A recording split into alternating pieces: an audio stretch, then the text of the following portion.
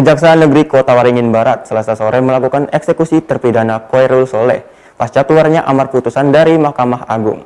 Oknum ASN tenaga kesehatan yang bertugas di Rumah Sakit Daerah Sultan Imanuddin Pangkalanbun tersebut dihukum 2 tahun 2 bulan di Lembaga Permasyarakatan kelas 2B. Kelas 2B Pangkalanbun karena melakukan pemalsuan surat rapid antigen awal pandemi COVID-19 di tahun 2020 lalu. Sebelumnya tanggal 20 Desember 2020, Pengadilan Negeri Pangkalanbun telah menjatuhkan vonis kepada terdakwa Khoirul Soleh, yaitu 2 tahun 2 bulan penjara. Atas putusan Majelis Hakim Pengadilan Negeri Pangkalanbun, terdakwa kemudian melakukan banding hingga sampai Mahkamah Agung.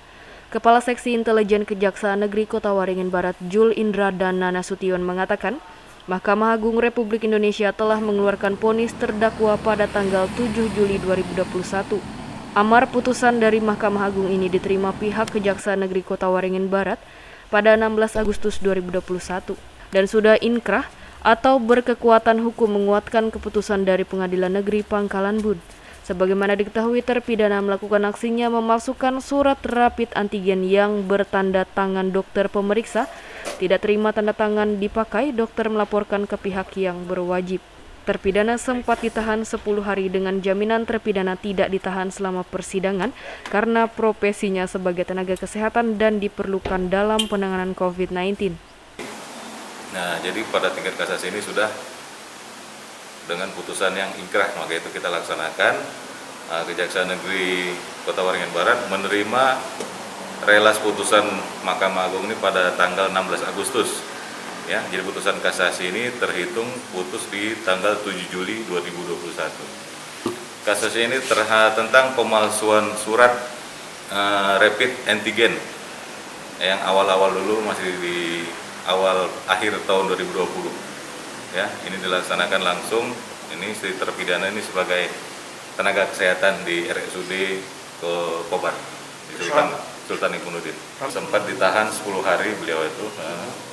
Lalu ditangguhkan, kemudian dilimpahkan sampai dengan putusan pengadilan, posisinya tidak ditahan. Tidak ditahan. Ya. Ancamannya putusan pengadilan berapa tahun, kemudian kasasi hasilnya seperti apa? Iya, diputus oleh pengadilan 2 tahun 2 bulan.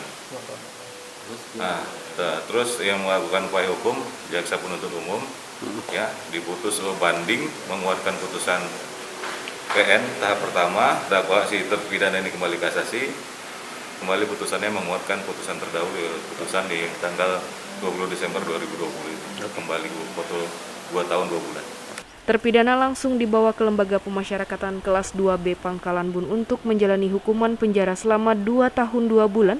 Sebelumnya Kejaksaan telah mendakwa pasal 263 ayat 1 tentang pemalsuan surat dan pasal 168 ayat 1 tentang pemalsuan surat keterangan dokter.